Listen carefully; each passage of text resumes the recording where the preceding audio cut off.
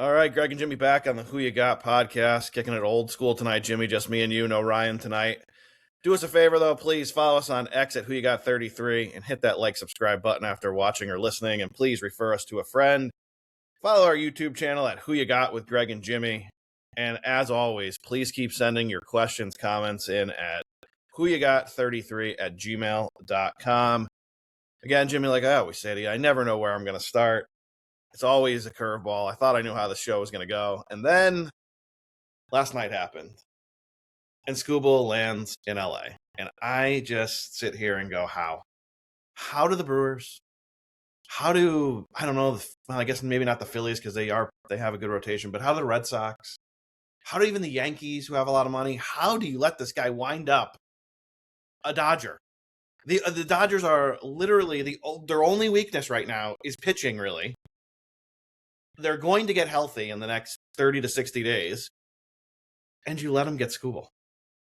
It reminded me of why you were a Red Sox fan, so you had different reasons, but why most of us heavily disliked the Yankees in the late 90s and early 2000s, because this is what it felt like. And so you rooted against them because they bought teams. And, you don't feel bad for the Yankees now, but it's nothing like it was.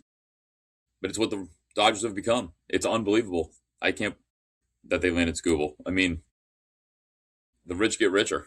You just gotta overbuy if you're the Brewers. You can't let that happen. You just gotta, all right, we'll see the Dodgers and we'll raise you another prospect. You cannot let him land there. And sure enough, he lands there. And this, to me, is going to make the winter even worse because I hate to say it, maybe we do need a salary cap. Maybe we do. Because this is getting absolutely absurd at this point. Yeah, and they most of the reports were there was actually a pretty good trade for Detroit, so they theoretically did get a few solid prospects out of this deal. I think they got three good prospects from them. So it really was a nice trade for Detroit. But we're not blaming Detroit. I'm blaming the other teams for not stepping up. But 100%. Dodgers seem to have unlimited resources somehow, and just keep pulling strings. Detroit got the best deal they could get for someone who they have no control over after 2 months. So the Dodgers eat the $9.5 million, give up three prospects. I mean, I guess the Tigers did the best they could because he probably wasn't going back there. They weren't going to pay him. Mm-hmm. The rich get richer, and the Dodgers fall to plus 150 now to win the World Series. That is a crazy number to repeat. It's unbelievable. They have a 1-2 punch now. That good luck. Yamamoto and Skubal. Good luck. And and hey, maybe it's the Braves. Who knows? The Braves are better. Like, I thought they'd crumble. They haven't. They've held it all together. So the Braves, I think, are legit contenders. But the Brewers now have Miz and then nobody. And they got swept last year in the NLCS by the Dodgers. What's going to happen this year? I mean, you're headed on the same collision course. It's just disappointing, especially as I've told you off air, for someone who has got Brewers future tickets all over the place. Like, make a move. Make a move. Yep. Well, the Dodgers have become the evil empire, and we can only hope that someone takes them out. Yeah, do you think this makes people just root against them like crazy? Yeah, I think so. Like I said, it's like you were a Red Sox fan and you grew up sort of in the New England, New York border-ish. So it might have just seemed like that way for you, but like across the country, a lot of people either loved or hated the Yankees because of this, right? Like that was the feeling, and most of us actively disliked the Yankees. I mean, I remember rooting heavily for Josh Beckett and Dontrell Willis and the Florida Marlins to beat them. It was awesome, right? And this was why. And I don't hate the Yankees anymore because they don't do this anymore, right? I don't like them. I'll never be a Yankees fan, but it certainly doesn't have that same feeling. But people are going to actively start disliking the Dodgers. You're going to either be a Dodgers fan or dislike them greatly if you're a baseball fan. It's nuts. It's just, I sit here stunned. Red Sox do nothing as usual. So well done. Yeah. And I don't know that, the Yankees aren't exactly playing great baseball. They don't know if and when Judge is going to get back, how healthy he's going to be. And they expect Bellinger to come back at some point. I think that if the Yankees somehow got it together in an American League that, if other than the Red Sox isn't exactly on fire right now, they're going to get hammered in the World Series again. Yeah. I give the Red Sox credit for reaching out to the Reds and almost getting De La Cruz, but the Reds wanted current players, and I mean that kind of defeats the purpose. You're trying to strengthen the starting roster, so. But I mean, right now it's the Dodgers and everybody else, which is annoying. Your guy's gone. I don't know if you saw that because it happened today. Freddie Peralta is on the move. He's going to be a Ray. You got to give the Rays credit for going out and getting a big starter. Yeah, I mean, he wasn't exactly having a great season. I think he had a 5 ERA and wasn't going his way. The Mets got, I mean, I've read up on it. A few prospects that may or may not be anything, who knows. And the expectation is the Mets continue to sell tomorrow. So we'll see kind of where it lands when it all happens. But yeah, good for the Rays making an attempt at it. Maybe Freddie Peralta gets down there and becomes the guy they thought he was supposed to be. Yeah, I mean, look, they have a 3.5 game lead over the Yanks, and I don't know. Do you trust the Rays to close this out? I mean, the Yankees can't score. It's unbelievable that they're actually winning games. I don't see the Rays folding up. I think the Rays probably close this out. The hottest team in the division by far is the Red Sox, so I wouldn't be shocked if the Red Sox leap the Yankees by the time this is all done. If Judge doesn't come back, let me just put that out there. That's what I'm talking. Yeah, I think they can. I mean, but history has shown that the Rays will make the playoffs and then just fall apart completely.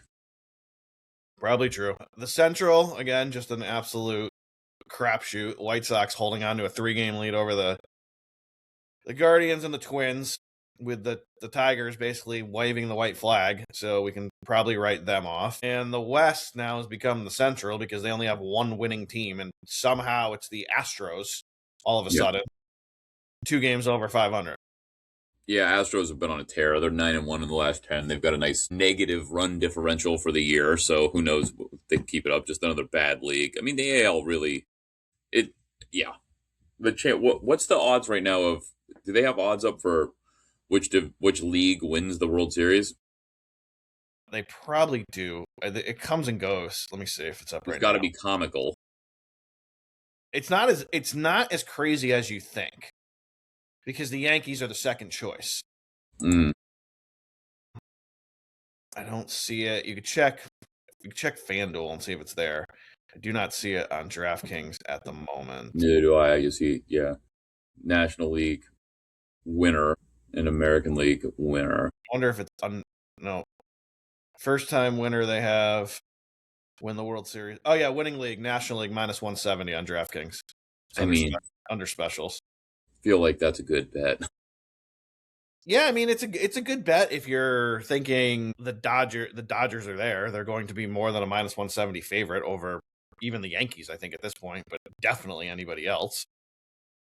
Yeah, but between the Dodgers, the Brewers, the Braves, I don't know. I think one of those 3 teams is going to win it. The most likely winner, but if it's not the Dodgers, God, the Yankees are the wild card because it's Judge there. If Judge is there, that lineup is completely different when he's in it. They could beat anybody. Yeah, and there's and Stanton may or may not be there, and Bellinger is expected to be. Yeah, but it's the craziest thing. I can't believe I'm saying this after 60 days ago. What I was saying, the team that's the biggest wild card right now is the Boston Red Sox, because nobody knows what's going to happen here. If this offense holds up, they literally, if they have the lead, it's going to the 8th inning. You're not winning the game. The game's over. It's a 7-inning game against the Red Sox, which is crazy to say because usually, look, what's his name? Chapman makes it very interesting usually in the 9th, but he usually always shuts it down. It's good luck. Good luck. If you're getting a 7-inning game with the Sox, it's 2-1 Sox. Good luck scoring. So right now, if the playoffs started today, correct me if I'm wrong, it would be Yankees Red Sox, would it not? That'd be the 4-5 at Yankee Stadium. So that would be. Here we go again. That would be another here we go again. Sox Yanks, another chapter. Would it be? Would they be the 4-5? Yeah, because they're 1-2 in the wild card. Yeah. So the Guardians would play the lowest division winner, which would be the Stros. White Sox, I think that's how it works, right? It's not the top 2 teams; it's the top 2 division winners that get buys, I believe. Yeah. No, It's it got to is. be what it is. So the Yeah. Whites, right? If it ended today, the White Sox, Rays would get buys. Yankees would win. Yankees and Red Sox would be playing each other in that first round, that best of three, which they really need to change to best of five and shorten the regular season. And then I think the NL playoffs should be pretty fun. I mean, the Dodgers obviously, I mean, are ridiculous, but look, they're beatable. They're on the verge of getting swept tonight. Red Sox up 2-0, still batting in the first. So, I mean, they are beatable. So I would not, I think Braves, give them all they want. The Phillies are you never know what you're going to get with the Phillies. They could not score for a week, or they could score 100 runs in a week. That's the Philadelphia Phillies for some reason. And then you got the Brewers. Same thing with the Brewers. The Brewers can score a bunch of runs, or they can go in a hole like they did today and get beat by the Angels 3-0. So I think the playoffs will be exciting. But to your point, when we get to the World Series, if the Dodgers are there, they're going to be a massive favorite over whoever comes out of the AL. So that's really all I got on baseball tonight. Now we can kind of get back into the norm here. Anything UFC related we need to know? I mean, not really. We've had fight nights as of recent. We talked about all the major ones. Jan Blachowicz lost, which just kind of as a fan, sad to see because I think he's 40. I don't know off the top of my head, but I think he's 42 now. He was a good champion, later in life champ. I think this kind of spells the end for him. He fought a guy in Sterling that was undefeated, but still, but nothing else really wild stands out from that card. Robert Valentin won. We've talked about him a few times. We've got fight night coming up this weekend. Salkild's fighting Gamrot. I'm very interested in this fight. I think Salkild's a minus 140 favorite, and I would take him, but Gamrot's a really tough guy. He's a great wrestler. They're not, they're fighting in Apex, so it's like a small, basically non attended event. So it'll be really, really interesting. Because on paper, I think I look at that and I say, Son killed only minus 140 or 148 or whatever it is a guy that's really on the come up. That seems like a great deal versus Gamrot. But in my opinion, Gamrot's just had a much tougher, he's fought a lot tougher guys. He did lose to Dan Hooker a couple years ago, and Dan Hooker's really good, but he's not great. Lost to Charles Oliveira, no shame in that. But he's beat Fiziev, he's beat Rafael Dos Anjos, even though it was on the downside of his career. Interesting fight. I'm going to lean Salkild here, and I'm going to lay because you only have to lay basically, 1.5 to get there. So we're going to go that route, but that's really it. There's not a ton to talk about. There's been some talk online that Connor's knee may not be as bad. I don't know if you saw that. Didn't Yeah, there was some talk. There was some doctors commenting just some of the posts that he made in the weeks after that. Perhaps he just badly sprained his knee and didn't necessarily completely blow it out from the movement they saw him making and from the lack of swelling on it. But again, those were just comments based on Instagram posts of what Connor was doing afterwards. So it'll be interesting to see what happens. I know he kind of called out he wants his swan song and he wants to fight Max for his final shot. But we'll see. The next big event is, like I said, Makachev and Ian Machado Gary. We'll talk about that next show. It's not till the 15th, so we've got about a couple of weeks before that hits. It's not a great card. I don't. It's a solid card, but that main event I think is going to be a really, really, really good fight. And the odds aren't out yet. I don't believe, but let me see if I can, in the off chance that I can give you a quick look ahead on that one, what I'm kind of thinking. Sometimes they put the big fight one, out ahead of time, but no, August 8th is the soonest I have. I don't see anything, which I'm shocked. for the There's 15th. yeah, I'm shocked that they don't give you that one that far out. And you have Salkeld is a minus 148. I would take him. Quillen is on the come up. He's had an amazing highlight knockout a couple fights ago. He's a real tough kid. I would go that route. And yeah, no look ahead here. I'm guessing, this is my guess, that Ian Machado Gary is going to be somewhere in the plus 220 range. And that's probably the way I'm going to lean, even though Islam Makhachev could be the pound for pound guy. Ian Machado Gary is very, very good. This should be one hell of a fight. Okay, good. I'll tell you this: there's a boxing match on my radar for once because they're doing such a good job with the promotions. It's Ryan Garcia, Conor Benn on September 12th. I think they're midweights for a title. Okay. All right. that could be one worth watching because they hate each other. So Garcia's a huge favorite, but maybe this Connor Ben kid can do something. Who knows? Yeah, it'd be interesting. Pay attention to SummerSlam at all when we're talking about the fighting sports? Oh, I saw CM Punk popped up. Yeah. He wrestled last night, right? Won or retained the belt, one of the two. Retained it over Cody Rhodes. Yeah, yeah. I only followed him because he actually had a couple of UFC fights, like try to get in the real deal, and didn't go well. But I'll give him credit for getting in there and giving it a shot. Didn't know that. Good to know. Yeah, Yeah, good yeah, for him. yeah. Did he get his dick kicked in the octagon? Wasn't great. Wasn't good, huh? Let's say, At least he tried it. At least he tried. Gave it a shot. Yep. Didn't go super well.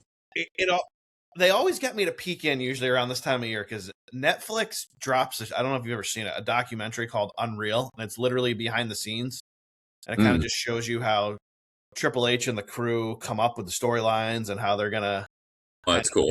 Map out the year, and it kind of shows you like what their thinking and thought process is.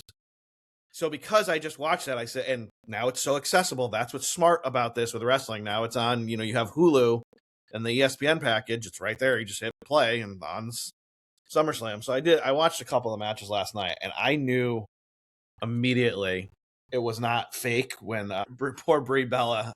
I don't know why these people had in their 40. I'm 45. I walk too far and I'm sore. I don't know why these Hall of Fame wrestler, the Bella twins, are coming in their early 40s and fighting again, but I saw the kick was off. I don't know her name, but whoever they were fighting, the kick was off and kicked her into the steel steps, and I saw her shoulder come out.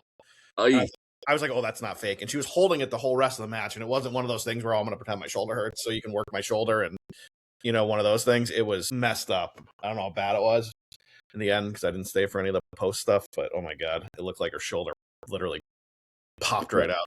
That's not good. Yes, CM Punk lost to Mickey Gall. I watched that fight, and Mickey Gall was was a pretty big shit talker, so it was good for he got choked out in the first round. Then he went to a decision in his second fight.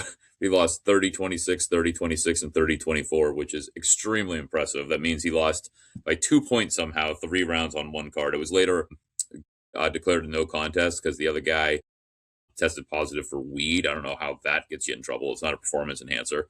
No, anything. But he the other way. Yeah, right. But he got he got beat pretty. But I liked him. I was excited to watch a fight. Like I thought, but yeah, nope, didn't go well. All right, back to the sports where the outcome isn't decided. I can't believe LeBron is going to Philly. You thoughts when you first saw this?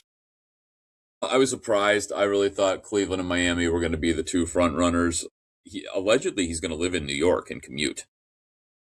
He's going to live in the city. Good for him. Yeah, he's going to live in New York and commute. And then the rumors were that if the Knicks didn't win the title, the Knicks were very high on the potential destinations. But since they won, he chose to go a different direction.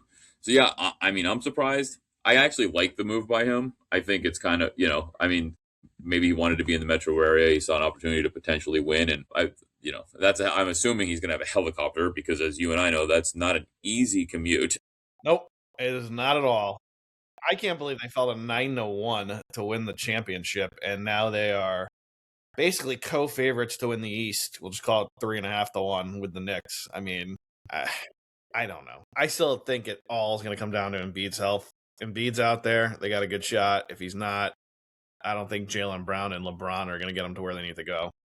Yeah, but don't forget, I mean, this is the thing. Like, Tyrese Maxey's awesome, right? He's good. Yeah, he's and good. then let's see if VJ Edgecombe takes a step. Because if VJ Edgecombe continues to progress the way he looked in his rookie year, that's an unbelievable line. If you've got Brown, Embiid, Tyrese Maxey, LeBron, and VJ Edgecombe, that is a stacked roster. You can afford to have Embiid out. The big question for me is Embiid is not can he stay healthy all year?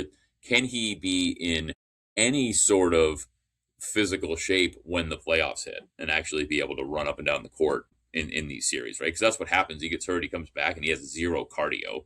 Can't move around. He has a great game, and you remember why he was considered to be so good. And then, it all kind of falls apart. So, but that is a hell of a team. And the one thing you got to give LeBron credit for is he's generally healthy, right? I mean, he keeps his body in great shape. No, he's So in I good think, shape. yeah, His load management's always good.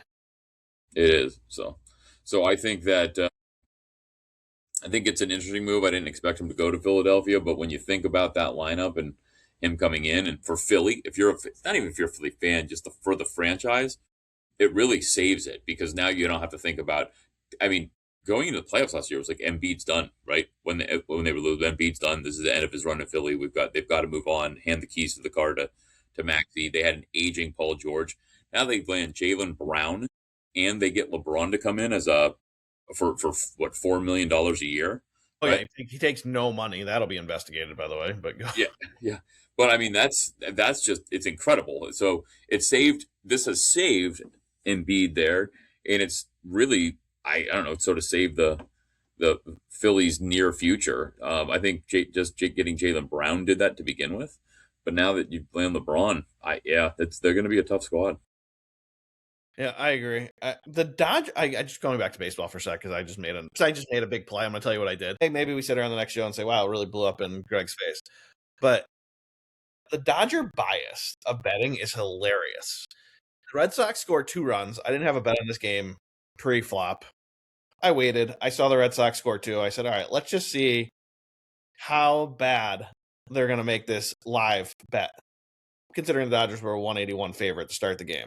Sure enough, Sox were like 145. All right, let's just wait a sec. Ohtani gets on base. It immediately drops to 120 even. They have a 2 spot. They already have a 2-run lead. So I used my boost with a live bet, any bet, 50%. I got the Red Sox plus money with a nice bet on them. I bet them again just at the regular without a boost. I mean, you're going to give me 2 runs and minus 120? Okay. Yeah, Okay. smart. Thank you. No, yeah. Whether or not it blows up or not, it's still I think it's the right play. It's a bankroll booster right there, in my opinion. So thank you for the free money, DraftKings. Appreciate you. And for all the suckers who chased with the Dodgers, thank you. All right. Not an NBA, but we'll go to the W for a minute. I saw this, and I couldn't believe it. I think it's true. I mean, I read it, unless it was a fake article out there, but the WNBA All-Star Game got higher ratings than the NBA All-Star Game. But it's possible. I actually watched the first half of the WNBA All-Star Game. Someone tie you to a chair? Or? No, I wanted to watch it. It was actually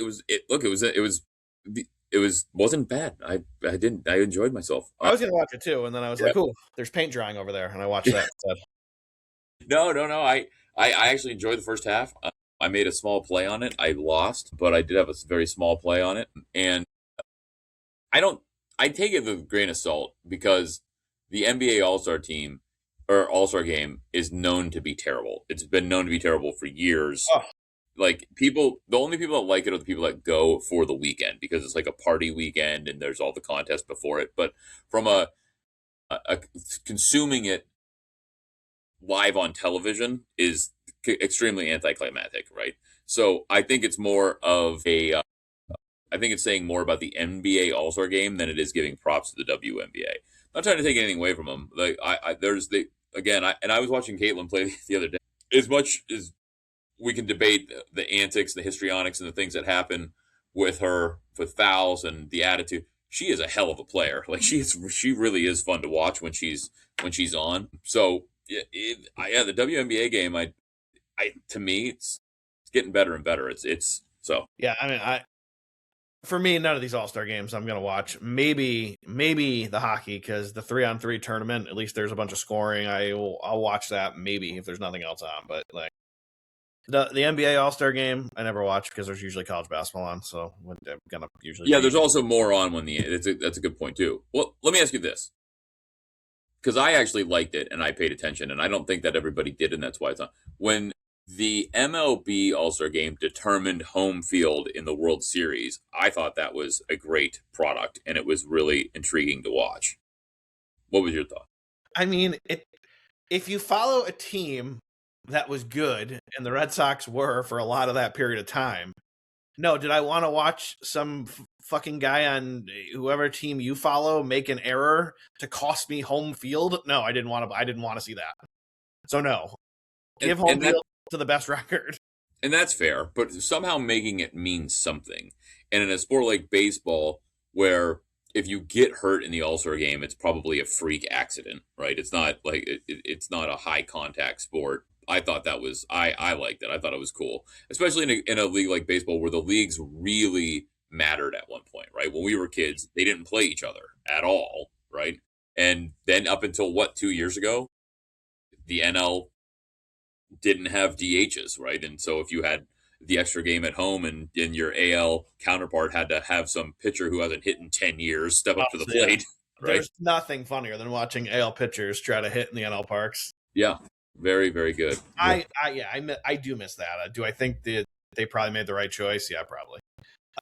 By having you either have a DH in both leagues or you don't have a DH. But you do No, I agree. I just it's wild like that. Like I said, how much has changed even in our lifetime. But it was the one sport where the leagues really mattered. I mean, in the NBA, you play people in your conference typically 4 times, sometimes it's 3, but typically 4, and people in the other conference only twice. You know, that's really from a travel schedule perspective as much as anything else because it's East and West. But yeah, that's why I thought it was interesting in baseball. But you're right, the All-Star games are bad. But what's funny to me is the most popular and greatest sport we have has easily the worst form of an All-Star weekend in the form of the Pro Bowl. That's now just a complete joke. Someone asked me what they did the other day, and I honestly couldn't even answer the question. I was like, I think they play flag football, and then I think they did flag football. I'm fairly confident it was flag football. Yeah, and then they do a bunch of other little events, and then whoever I couldn't even tell you. I know one time they were promoting it Eli versus Peyton, and they were picking squad. I don't even know what goes on, Jimmy. I don't care. Yeah, so many people don't go that Shador Sanders was somehow on the team last year. The only thing that they do that's smart is it's the week before the Super Bowl, because even when it was the Pro Bowl, who cared? No, yeah, nobody, right? But you're right. That's it. Unless you were betting on it. That's the only reason you were watching. Right, it keeps it going before the Super Bowl.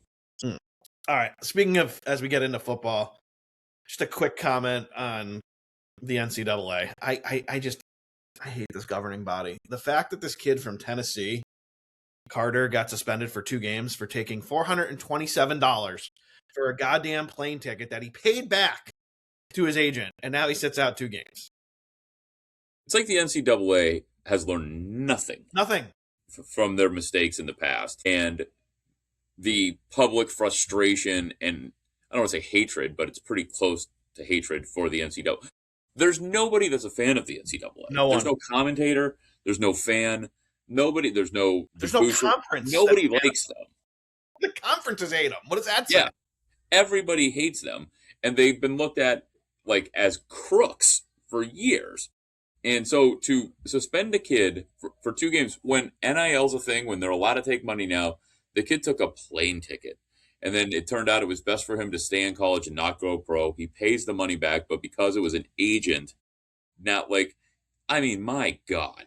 So and the school reported it. They didn't try to hide it. They self-reported, thinking like, hey, this happened. He paid it back. It's going to be fine. And they're like, that's where you're wrong. We're going to take 2 games.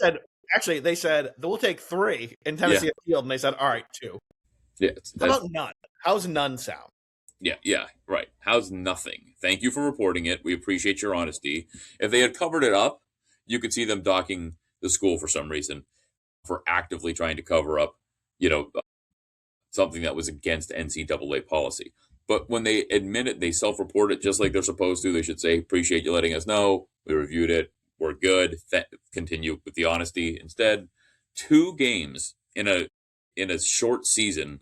Yeah, you just said before, too. It's not like he was doing anything sneaky. He thought he was going to be going to the combine, everyone. So he then decided, you know what? Another year will probably improve my stock. I'm going to go back to school. Yeah, because he was injured and he re-aggravated it or something. Yeah, Yeah. I mean, and the kid pays it back. And you dock him 2 games. Yeah, it's pretty bad. Stupid. It's why the NCAA is hated by everybody. Because they just make stupid decisions. Mm-hmm. They just never do anything that's rational. This was all done in good faith. The rational thing was exactly what you just said. Thank you for reporting it. Have a nice season. Nope. Instead, they said that we're going to be black and white about this, which is what got them in trouble in the first place. I mean, countless players when we were younger got in trouble for ridiculous thing. Terrell Pryor signed autographs to get a free tattoo, and they throw the book at him. Yeah, I know. Well, with that said, is there anything on your radar for futures yet for college? Or are you still waiting to really, really dive in? I'm still waiting to really dive in as we start to kind of ratchet up our excitement about the league. I've been paying more attention to the NFL and shockingly NBA more than typical off seasons. There's been some exciting movement, but no, I mean we could pull it up right now if there's anything that you love and kind of spitball in real time. Nothing. I mean, nothing that I haven't said before. I mean, I think right now, look aheads. I love the Ducks sitting there 8-1. My only problem with the freaking Ducks is now they're becoming the public sweetheart, which scares me, which I'll get into more as we start talking about the NFL. I don't know what my curse is here, but everything I love is becoming a public side. But I think, God, I think the Ducks are just a great play. Plus 260 to win the Big Ten. You look at that roster and you look at the schedule. I think it's setting up very, very, very well for them, which I hate to say because I don't think Michigan's going to be around. I don't think they're going to be there this year, unfortunately. I think maybe next year. I think this year will be a little tough for Michigan to be in the conversation for the Big Ten championship game, and they're probably going to be on the outside looking in for the college football playoff. Yeah, you're probably right. I mean, we'll see if our guy can take the next step. I mean, we talked about he was 17 when camp started, 18 all last year. He's only 19 now, and he looked like he matured pretty well as the year went on. I worry about all the behind the scenes stuff or the drama with the coach. Now we agree that they've got an adult in the room now, someone that we think can bring them together. So I wouldn't count them out. Here's why I'm not real heavy on my picks right now for futures because I've looked at them on DraftKings, but I haven't done a deep dive into everybody's schedule, which we can do. But there's a couple things that stand out, like just on surface level. Texas at minus 200 to make the college football playoffs. Like I think, again, I got to break down their schedule, but I think that is a great number of the teams you have to lay money for. They're the shortest, and I think they get in. I think Arch Manning played better the second half of last year. I think the shock factor is going to be gone. I don't know. Texas Tech's got all that money they pour into the program. They've got the same odds, but I would side with Texas over Tech if I'm going to lay 200. Well, the problem with the difference there is Texas Tech is odds on to win their conference. They're going to the college playoff. Yeah, I guess that makes sense. The Big 12 isn't as strong. No, not at all.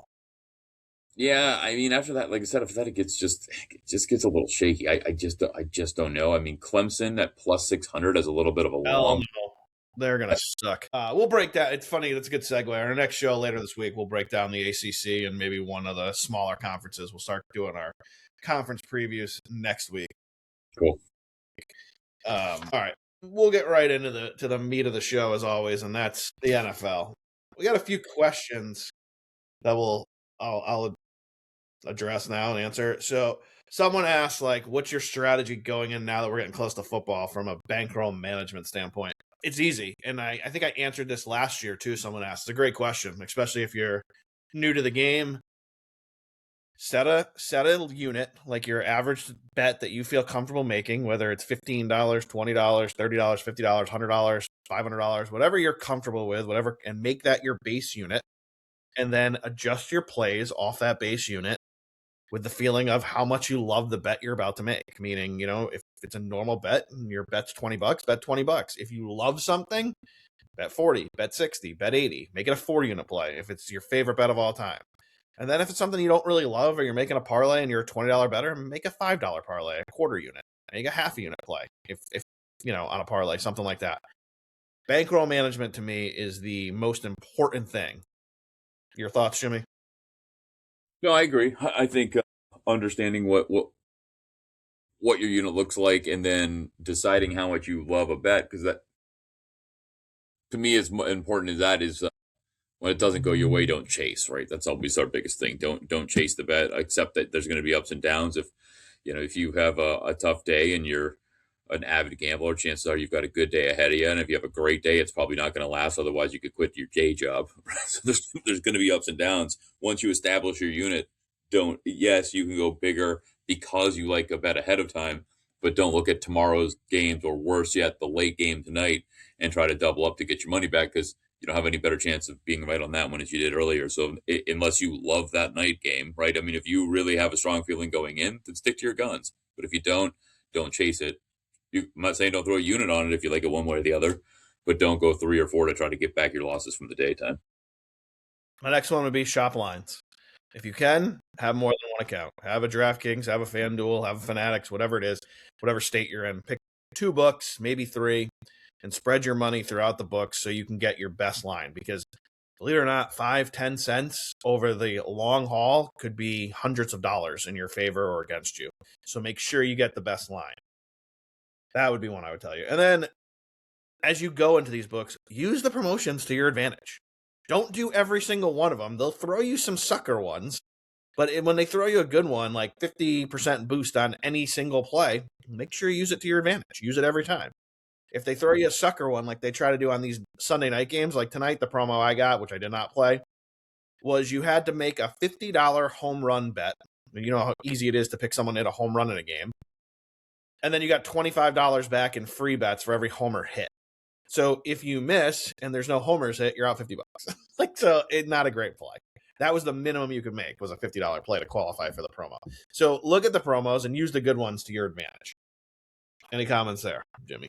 No, I agree. I mean, I think too, hey, if a promo is kind of a garbage promo, but you want to play it, that's where you take that unit we just spoke about and don't be scared to play a half a unit, right? Like not everything has to be a full unit. If it's a long shot, they throw a lot of promos out on 3 and 4 leg parlays. Hey, if you play 3 or 4 leg parlays regularly and you hit on them now and then, you play a unit, then great, that's a good promo. But if you don't, then it doesn't make it a good promo for a unit for you, right? Because Exactly. it's not in your wheelhouse, right?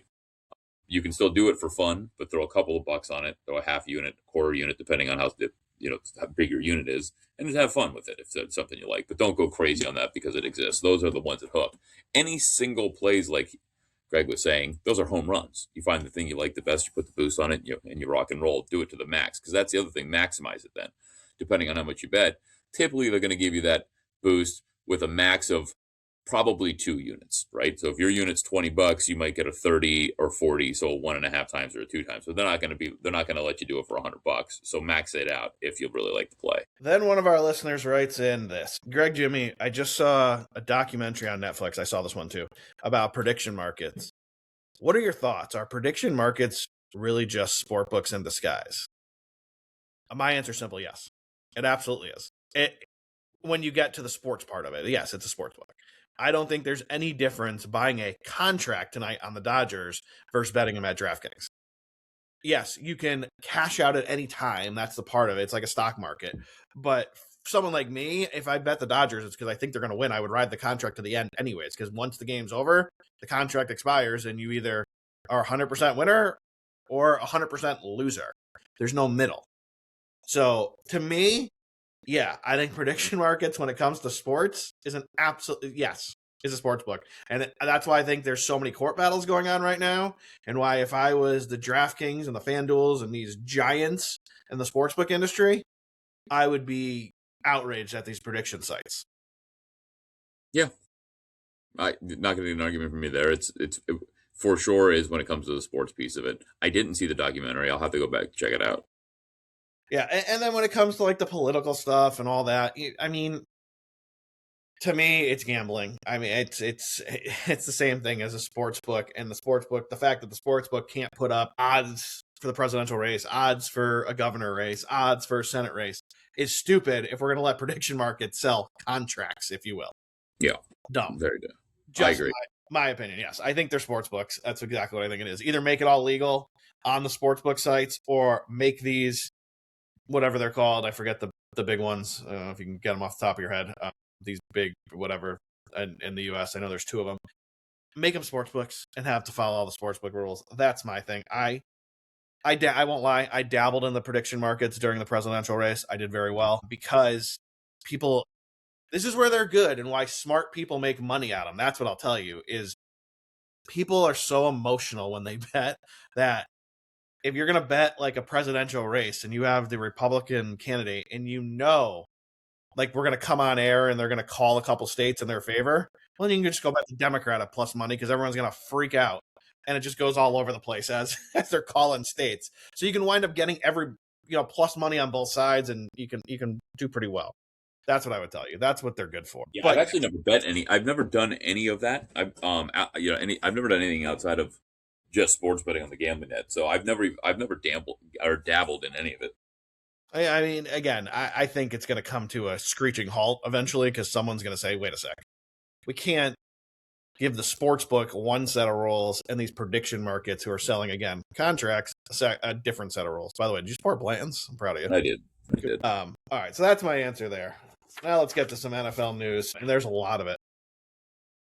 The Falcons. I told you, Jimmy, this was going to happen. Tua already, we're having back issues. I told you this was going to happen. Yep. Is that what it is? Back issues right now? Yeah, if you look at the injury thing, he's got back issues. The other one's out till I think mid-season, right? Penix. I didn't know Penix was out that long. Oh yeah, Penix is out. Maybe he's back after 5 or 6 games, but he's on the PUP list, isn't he? Hold on, I'm going to find out right now. When is Penix coming back?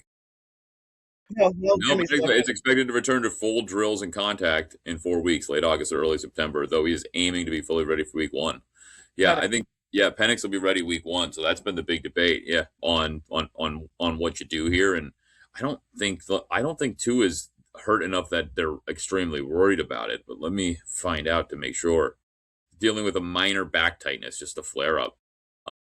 Yeah, so I think they both are injury prone, right? Tua's got obviously the concussion history, but this is the classic to me.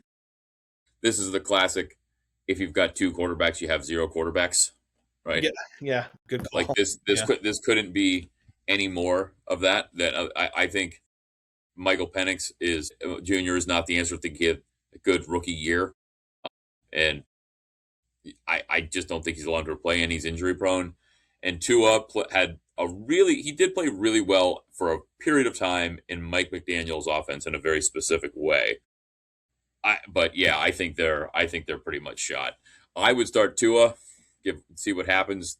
They've got the first round pick wrapped up in Penix. That's the only reason I can see him for sure winning that job. But I think they're out of luck. I don't think either of them are going to be great. We'll see what Stefanski can do there. The guy's a walking concussion. I mean, I don't know how you start him. Not me. I think they're plus 425 to win the South. I mean, I think that tells you all you need to know about the Atlanta Falcons. And the unfortunate part is they have a great running back, which we'll get to in a minute. They have a great tight end. They have a great wide receiver, but you need a quarterback to win games in this league. Yep, you do. That's the problem. And speaking of quarterbacks, I'm just going to tip my hat to Josh Allen. What a PR pro he is when they asked him about those atrocious uniforms, and he told everyone, "No, we like them. Calm down. They're great." Yeah, they're fantastic. You can see that he was laughing as he said it.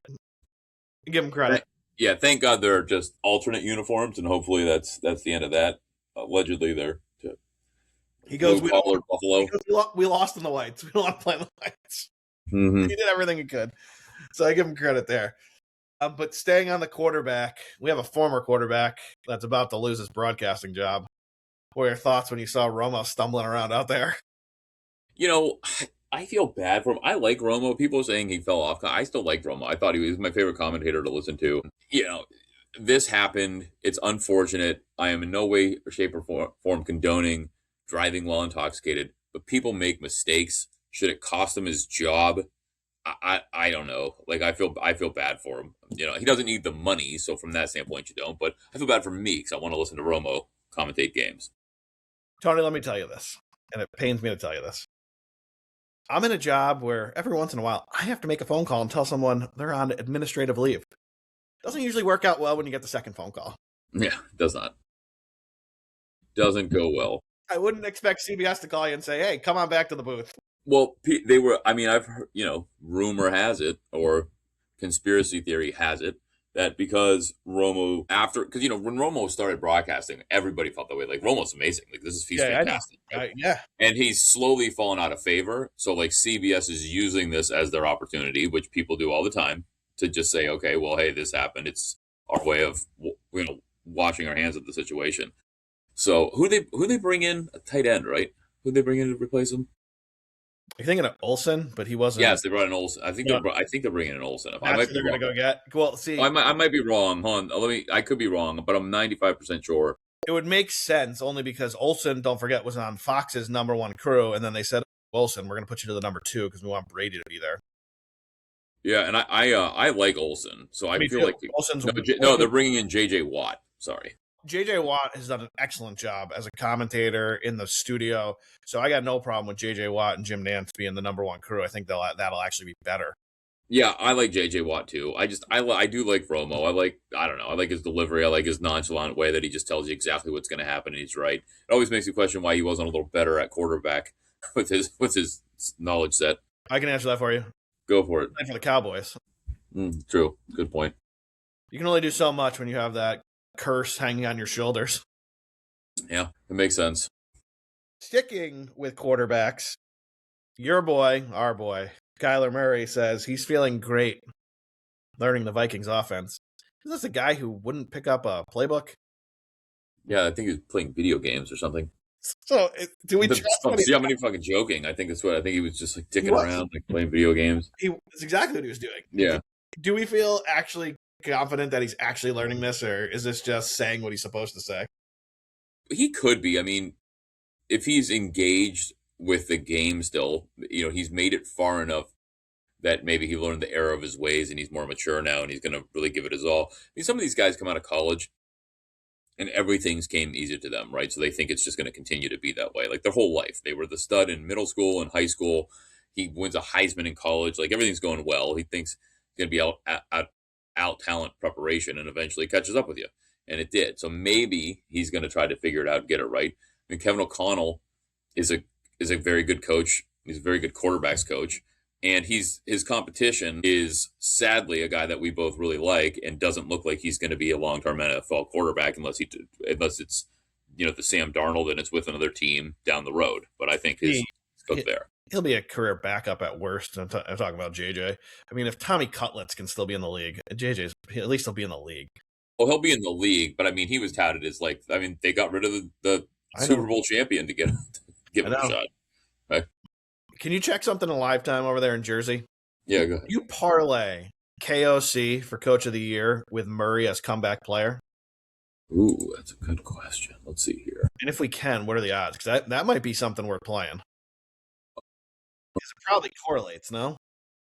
I would think it probably does. While you're looking that up, I got exciting news for you and anyone who listens to us who lives in Jersey. Unless I was really, really drunk, I'm pretty sure I saw and read that Naira Bets is now legal in Jersey. So you finally have a legit horse racing platform. Congratulations. We'll be utilizing all your bonuses next year, or maybe during the Breeders' Cup this year, depending on how we feel. Kevin O'Connell is way down the board, by the way. 25-1, right? He is 22-1. And comeback player is, let's see here, how far down do we have to go to find? I don't think far for Kyler. 550. And no, it's only giving me singles. It's not saying I can't parlay them, but it's not giving me even a place to ask to try. Yeah. So yeah, sorry, unfortunately, picks cannot be parlayed. Yep. You could not. You could argue though, if you were going to make one bet, you might as well make the other.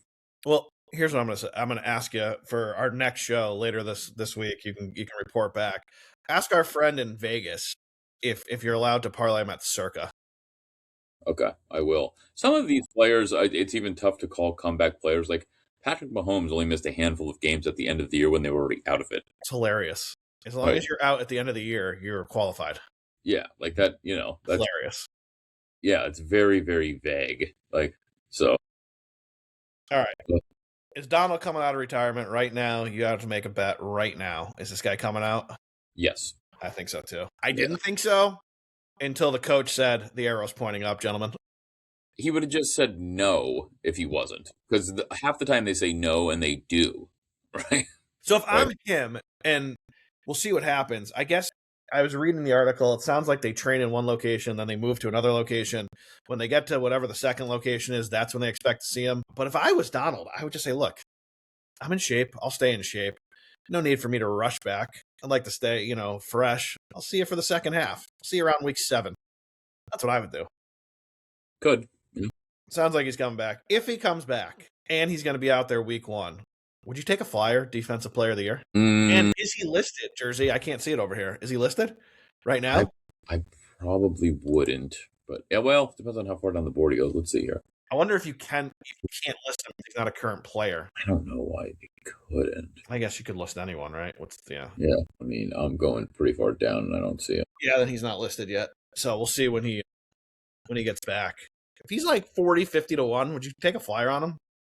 I mean, you could, but I don't think he'll be used enough unless he comes back and he's just absolutely fantastic. But if he comes back and Garrett's going to draw most of the attention, we would think. What if Aaron Donald is a resemblance of his old self and this guy walks away? Maybe he doesn't lead the league in sacks, but what if he's 3rd in sacks on a team that goes, wins their division, maybe gets to a Super Bowl? Yeah, it's possible. I think the opposite argument would be like if he comes back and he's any good, he's going to take enough attention away from Myles Garrett that Myles Garrett's going to win it. Yeah. I don't think anyone's going to take enough attention away from Myles Garrett. So I don't think you. I think if you're in a room coming up with an offensive game plan, it is don't let this guy wreck the game, and that's Garrett, no matter who else is on the team. Yeah. And I will say no one has been successful trying to do that because the only thing that's kept Cleveland relevant in games was that guy. Yep. And relevant meaning just we talk about it because they had you listen to Jimmy in the last show, Cleveland's going to win 9 games this year. No, I didn't guarantee 9, but I am going the over 5.5. So that will be a play in my account. I wrote this down just because it was. I heard it literally 2 days after you made that statement on VSiN. The number one bet, like all in throughout all the sportsbook for win totals right now, is Cleveland under. The number one play if you go across like all the platforms out there. So I thought that was pretty fucking great. I'll end with this because the next topic will segue us into kind of how we'll wrap it up tonight with some fantasy talk. But our boy, because I love him too, especially after watching this season at quarterback. I'll tell you right now, for your fantasy league, I would not hold him because I think it's going to go real south, and that's Baker. Baker not fucking happy. Jimmy, what's going to happen in Tampa? No, I see. I disagree. I mean, I like Baker's moxie. I like the fact that he said this is going to work out real bad for them because I'm going to have one hell of a season, right? He's straight up like, no, this is going to cost everybody money not paying me now because I'm going to play awesome. The problem is, I think they can they franchise him next year? Oh, I'm sure that, yeah, can't they? Yeah, there's some stipulations on it. I don't know exactly how it works, but I'm pretty sure they can just franchise him. So, I don't know. You can also say, franchise me, I won't play, and do that game too. He can, but the franchise tag for a quarterback's got to be worth $55 million at this point. He's the type who would just be like, you know what? Yeah, I won't play. Baker's nuts in a good way. So, yeah. Well, I hope he does. I hope he does have a great year. The problem is Tampa hasn't been great the last couple of years. Something's going on with that team. Vita Vea out, and now Baker's pissed. Something's going on in Tampa. They lost, and Mike Evans left. Yeah, on his own accord. Yeah, something's going on down there, and it wouldn't shock me. I know it's a long shot. Wouldn't shock me if Tampa gets out of the gates a little slow because to me that division's wide open. Say the Saints start out well, Carolina wins a couple games, Tampa it's not going well. And say the Vikings are looking a little competitive, but Kyler Murray isn't there. Or your other boy, the Texans are looking unbelievable on defense again, but CJ is looking like he did in the playoffs. Maybe we see a big deal and Baker winds up being a quarterback after 6 or 7 weeks for one of those two teams. That would be wild to trade your starter. But I guess if it's going south, it's certainly possible. Locally, that's been a lot of talk on the radio. If Baker, doesn't get a deal done and he doesn't get franchised next year, and you're the Jets, and it's debated, but go after him because they've got 3 first-rounders. You can build the team out. You can get a proven quarterback immediately. Baker, retire. Don't come anywhere near MetLife. Yeah, don't go. I agree. Please, I'm begging you. Just retire. Yeah. Don't come anywhere near MetLife Stadium. Don't do it. It's where good players like you go to die. All right. The top 2 fantasy running backs are hold-ins. Is that not just wild? It does question whether they're going to drop in the fantasy draft, right? Because do you trust this to happen or not? I mean, Detroit lost David Montgomery, so they've got to figure something out. They've got to get Jameer Gibbs signed somehow, and Bijan is. I think Bijan's actually a year older than Jameer Gibbs too, which I did not realize. I thought for sure because Gibbs has been in the totality of the careers. Gibbs has been. I don't care what, even if the stats say. I know he shared the ball, so he might not have the stats as Bijan. But if you said you only get one of these guys, I'd actually take Jameer Gibbs based on what he's done. Me too. But Which I they have need. a Yeah, lot. they definitely. Bijan's more important to the Falcons, unless you look at it from a standpoint of the Falcons aren't going anywhere anyway, right? Which I believe to be true. Then I don't know. Yeah, me too. But I'm with you, Gibbs. But from a fantasy standpoint, if you have to draft them, if they're worth the gamble, and they're going to play. They're not going to not play. Like Yeah, I don't see either of them not on the field week 1. Well, a lot of the talk too is about them though, is because they are both hold-ins, and they're going to theoretically reset the running back market. It's also a stare down between the agents because whoever signs first, the other one's going to get more money, right? It's true. So like you have this hold in with the team what they deserve, but then you also have the whoever blinks first is probably going to be the second highest paid, right? Not the top. So what happens there? Question came out while we're on fantasy, and then we'll end with a couple previews, and I have a survivor question for you to wrap up. But question from fantasy came: how do you guys go about structuring your roster? Simple for me. It depends on the league you're in. The league we play in versus each other is one of these crazy super flex where you can put the second quarterback in, so it throws a whole nother wrench into the whole thing. So you have to have 3 quarterbacks on, and that means basically every starting quarterback is going to go. So it's a little different because you're going to have to slot in 3 quarterbacks most likely because you don't want to put yourself in that position of not having a quarterback one week because it could get a little murky. For me, I said it on the show last year. We're in a PPR, so I am going to lean on my running backs that can catch balls out of the backfield, so the 3 down backs, and then I'm going to get a lot of receivers on my team. A lot of receivers. And I'm going to probably value a good starting running back. I need one of those. And then build around that with wide receivers. Because I think running backs right now, you have to have one solid one. And there's only still, what would you say, Jimmy? Maybe 5 or 6 that are 3 down backs? Yeah, there's not a ton of them out there. Maybe 8. But that's what I do. Jimmy loves those quarterbacks. Go ahead. No, I really lean running back. So I think that there's a handful, and we could pull up the rankings here. There's a handful of can't miss receivers, but once you get past them, there's a lot more to work with. There's typically something on the waiver wire. You can make trades. Running backs to me are way harder to come by. And to Greg's point, there's only a handful that are 3 down backs, and then there's only so many that catch the ball out of the backfield consistently. So when you don't have a receiver because you're up against a bye week and you have a player injured, right? So now you're down 2. You can find someone to slot in that might get you a couple of points. If you don't have a running back and you're in a deep league with deep benches, you might be out of luck in a position. So running backs seemingly get hurt more often. So being deep in running back to me is extremely important. The problem is, depending on where you're drafting, you don't want to reach necessarily for a running back either if one of those stud receivers are still on the board. That's why I think you have to play as we always talk, you have to play the board. You got to play the board. But in all reality, like if you can get one of the bell cow backs, you've got to grab them. And then if you can sort of get deep, there's always a flyer you can take later, or a rookie that was somewhat overlooked, or something that to grab. But I like to be stacked in running backs. It takes a lot of anxiety out, whether I'll have a starting lineup each and every week, regardless of injuries.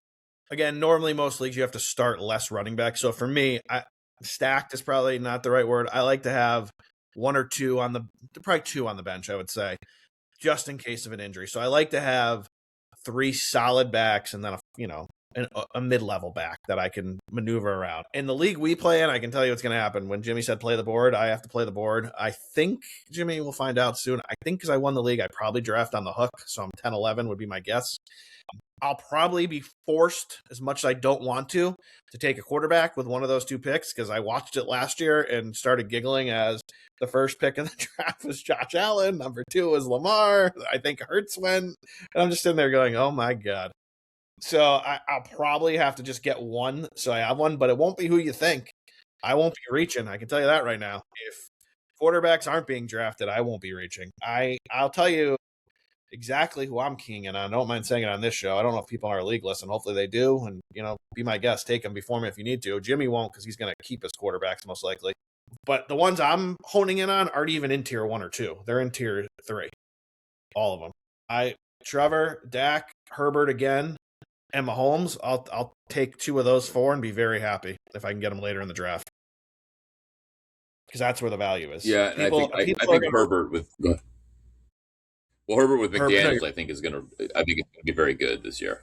Yeah, Herbert was great last year. Everyone gave me shit for taking him, and I'm like, guys, he's a fantasy winning quarterback because you can get better pieces around him. You're not gonna Josh Allen over Justin Herbert isn't gonna win you a league. I'll tell you that right now. But whoever you get instead of reaching for a Josh Allen, wide receiver or running back role might win you a league. I wouldn't sleep on Caleb Williams either. It's a little bit of a reach, but I don't think he'll be valued by a lot of people. I think he'll be one that falls down the draft board because people don't realize that he's a great fantasy quarterback. I think the biggest reach this year will be Joe Burrow. I think Joe Burrow could go quarterback 2 in a lot of leagues over Lamar because people are going to think he's going to put up a gazillion points. Maybe. I see that Drake May is the 3rd ranked quarterback. That's amazing to me that people think that he's going to continue this. Why. I'm going to tell you why, and why you would maybe take a Drake May over a Joe Burrow, because of the rushing yards. Joe Burrow's not running everybody. He's not running anywhere.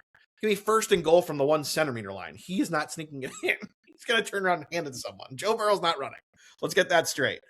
You know who is running? Josh Allen, Lamar Jackson, Jaden Daniels, Jalen Hurts, Drake May. That's why those will be probably the 5 quarterbacks. Now, if Joe Burrow goes out and throws for 5 passing touchdowns, well, he might wind up being QB1 at the end of the year. But we'll see how this all plays out for Cincinnati. All right, AFC East. Jimmy, how do you see the AFC East going? Is it Buffalo and everybody else?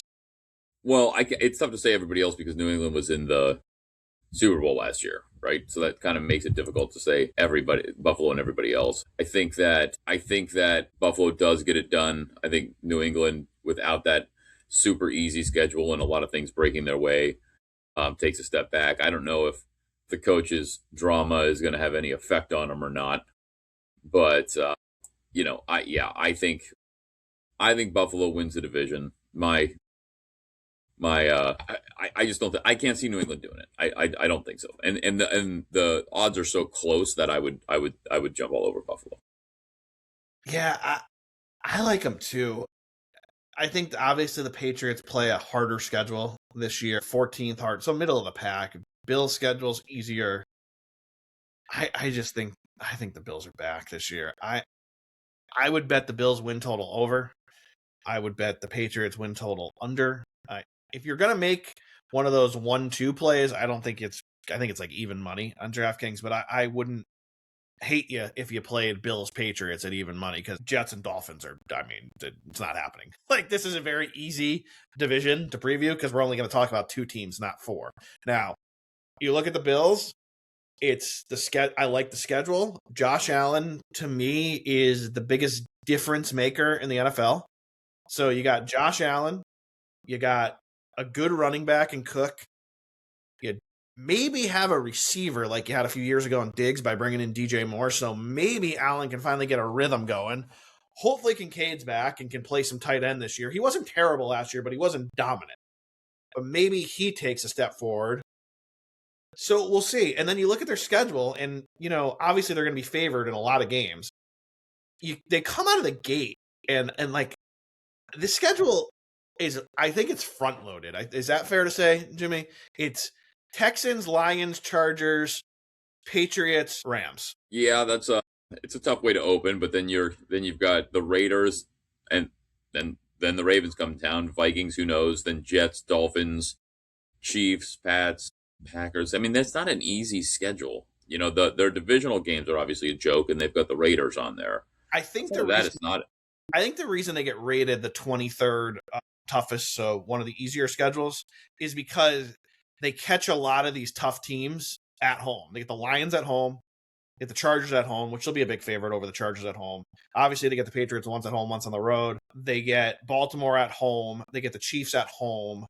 They get the Bears at home. So a lot of these games, they get the home team. And then some of the road games are tough, but they're the better team. Like, they're better than the Vikings. Like, they're going to be a favorite even on the road. You know what I mean? They're better than the Broncos. Christmas will be very close to a pick 'em, would be my guess. They're as good, if not better. Well, they're better than the Packers. But on the road, it's going to be close to a pick 'em. So if you're looking at their schedule, they're going to be getting points in maybe 2 games this year. Is that fair? If you look at the Patriots, much different this year. They are going to be dogs, obviously, in game 1. It's already on the board against Seattle. Then they'll go to Pittsburgh. Fine. At Jacksonville, it has it around a pick. I bet you they're a dog, because I think they're going to lose. We'll be 1-1 going into that game. They're going to be a dog at the Bills. They'll be favored against those two. They'll be a dog at Chicago. It'll be very close, even though they got Green Bay at home. They'll be a dog against the Lions. They'll be a dog against the Chargers. They'll be a dog against, they're a dog in half their games, probably. No, they're not. They half. might be Six games. Yeah, I trust the way it was ranked out, but their schedule doesn't look. I understand the Bills get a lot of those games at home. It doesn't look a whole lot harder than the Bills' schedule. They're eerily similar to me. So, we'll see. I just don't think that. I mean, look, they picked up AJ Brown. It's a great pickup. They picked up. They're very likely 1-3. Who did they pick up? Romeo Dobbs as well, right? Yeah, but do you see what I'm saying? They're very likely 1-3. They lose to Seattle. They beat Pittsburgh. They lose at Jacksonville. Lose at Buffalo. They're 1-3 going into October 11th. I can see him pulling the Jacksonville game out and be 2-2. I can see 2-2. Jacksonville's good. Like, I think everyone forgets. Like, they're a good team, and they closed last year pretty well. Yeah, they did. I still don't trust Trevor Lawrence. They can score points. Why? Trevor was great last year. Trevor didn't play bad. Yeah, I just don't trust him. He had some bad turnovers. He had some costly turnovers. I mean, everybody did. But was he? Let's look at this real quick. Trevor Lawrence last year, from a fantasy standpoint, he's QB4. I knew he had a bunch of points. I just want to see his season stats. He was 29 TDs to only 12 interceptions. He got sacked a ton, but you can't put that on him. And he rushed for 9 touchdowns. Yeah, that's good. He had a great season. Well, they could be 1-3. Like I said, for some reason, get the 2-2 bet. But you're right. Dude, here's how they should be the Steelers at home, but you never know. Here's how he closed the season. And I know he beat up on some bad teams. But week 12, he was QB7. Week 13, QB5. He played Indiana at home, didn't have his best game. He was QB13. But then he closed. This was his last 4 games. QB1, QB2, QB5, QB3. And one of those games where he was QB2 was at Denver. Arguably the second best D in the league. Yeah. So, I mean, I wouldn't sleep on them. All right, flip the script. Here's the one that's a lot harder to call, and that's the NFC East. And I'll just go to there's a bunch of burning questions, but let me go to the first one.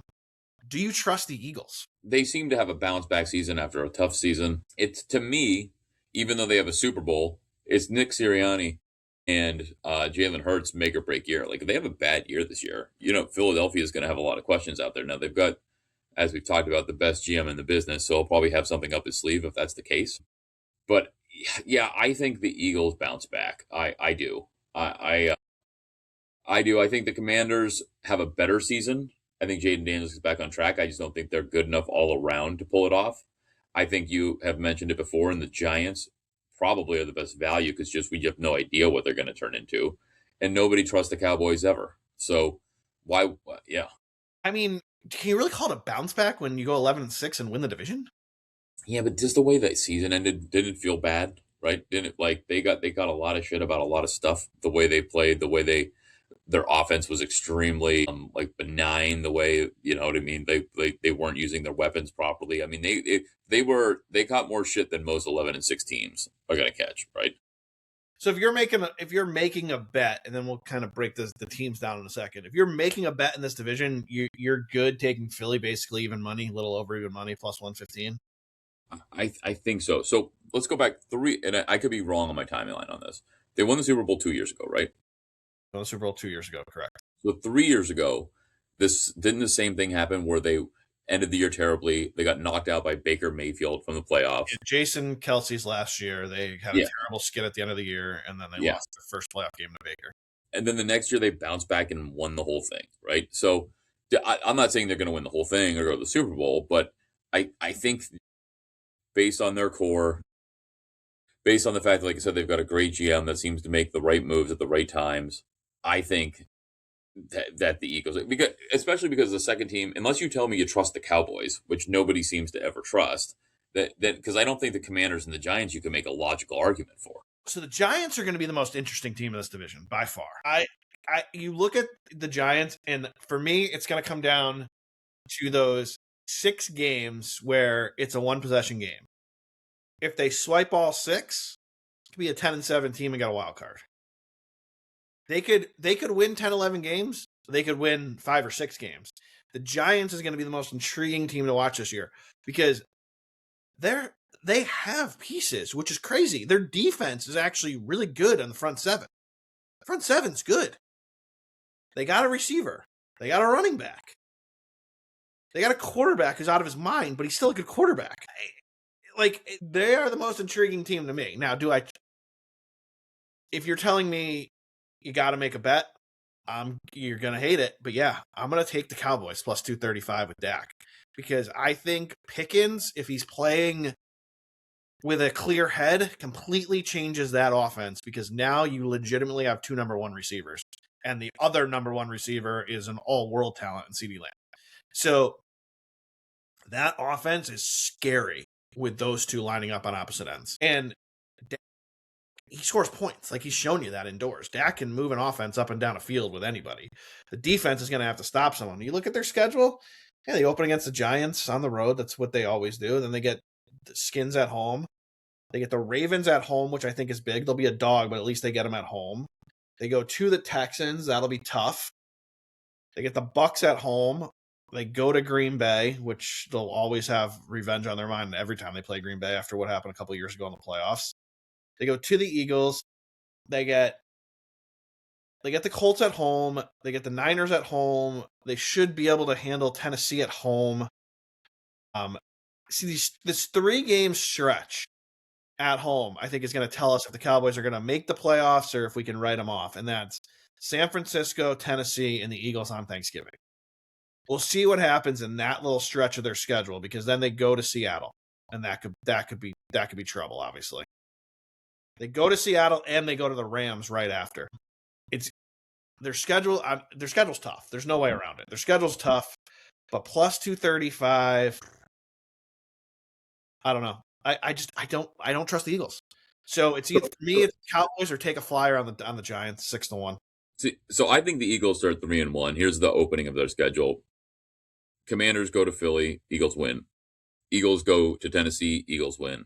Eagles go to Chicago, and then the Rams come to Philly. I think they go 1-1 in those games. Not sure which way that works, right? But I think they start 3-1. Then they go to Jacksonville. Then they're at home versus the Panthers. Go to the Commanders. They've got the Giants at home. They're at home for the Steelers. They go to the Cowboys. Then they go to Arizona, which nobody's predicting to do anything. Then they have then they're back home for the Colts, back home for the Seahawks, back home for the Texans. So 2 probably tough games, but at home. Then they end the season at San Francisco and at the Giants. Now that at the Giants could be a tough game if they are what we think they could be, but the Giants could also be basically out of it at that point. And if they are, that should be a wrap. So I don't know. The Eagles schedule doesn't really scare me. I get it. I know you look at it and you say, all right, well, but here, or you can write this down. I think the Bears get them. in week 3. And what happens if they stub their toe and they're rusty coming out against Jaden Daniels? What if they start 1-3? Then what happens? Yeah, well then What if they start 1-4? Then there's problems. So all right, so you're gonna lock in Eagles. I'm gonna lock in. We'll obviously recap all these before the week 1 of the season. I'm gonna lock in my play with a flyer on the Cowboys. And if you want my 1-2 in any order, you get good odds on this. I'm gonna say Cowboys Giants 1-2. Mm-hmm. Eagles finish 3rd, Commanders 4th. So that's how I'm gonna play the division. All right. So we'll end with this. Look ahead lines for week 1, because now we're just getting closer and it's getting fun. First question for me for you is Survivor week 1. What are your top plays here? What are you thinking right away? Right. Survivor week 1. Well, I will tell you that everybody's going to be on the Jaguars, understandably. Yeah. Understandably so. Week 1, as we've discussed, is always difficult. Well, everyone's gonna be on the Chargers, but yes, the Jags will be popular too. Yeah, you're right. A lot of people will be on the Chargers. I don't know if Arizona could beat me and you. Yeah, it's not great. Jacoby Brissett's back, who I like. I like how he's made a career figuring this thing out as a backup.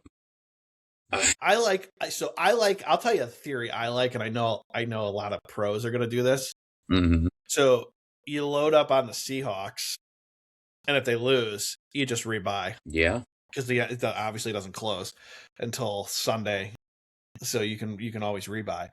I like that theory. I don't mind if you do it on Thursday if you want to take the Rams too. You get 2 shots, because if you hammer one of those 2 teams, you can sit back Sunday and root your ass off for 2 big upsets. And if the Chargers somehow lose and the Jags lose, 70% of the pool is gone, and you're sitting there with all your entries safe. Yeah. Yeah, it's actually a pretty good theory. Yeah, it's what some of the pros always do for some reason. They say, let me come in, take the Hawks, and then if I lose, whatever, I'll rebuy, and if not, I'm in great position. Yeah, it's not a terrible theory. If I was going Sunday, I'd probably go. I'm not going to pick against the Browns. Week 1, I would if it was my only option. I wouldn't be a homer and sacrifice the Survivor pick. But I agree with you. I think the Chargers are going to be really good. I really think Mike McDaniel is going to make a big difference for that offense. There's already talk that he switched Justin Herbert's stance up when he's in the shotgun. His left foot's forward on his right. He's got the receivers turning their heads quicker. He wasn't a great head coach, but he was a very good offensive coach. That's what they need there. I think the Chargers are going to be real tough this year, as long as their offensive line can stay healthy, right? They keep falling apart. If they can protect Herbert at all, they're going to be tough. So I normally hate, as you know, because me and you fight all the time because we usually split Survivor entries. I hate taking the number 1 favorite on the board, but with the Chargers, I completely understand it for this standpoint. They're in a tough division, so there's going to be a gazillion games where you're not going to take them because they're playing tough games. They have a tough out-of-conference schedule when we just kind of ran it down. So the Chargers have a tough schedule. This could be the best spot to take. So I would not fault anyone for playing the let's fade the Cardinals as much as possible game. If you were picking your 2 favorite games right now against the spread looking ahead, who would it be? Let me do a quick read down here. I'm not using DraftKings. I am going to say, I don't like that. I am going to say the Buccaneers give me the 3.5. Baker's going to be pissed, and the Bengals start slow. I'm not saying they lose the game. It could be very close, but if you're giving me 3 and a hook, I'm going to take the Bucs. Okay.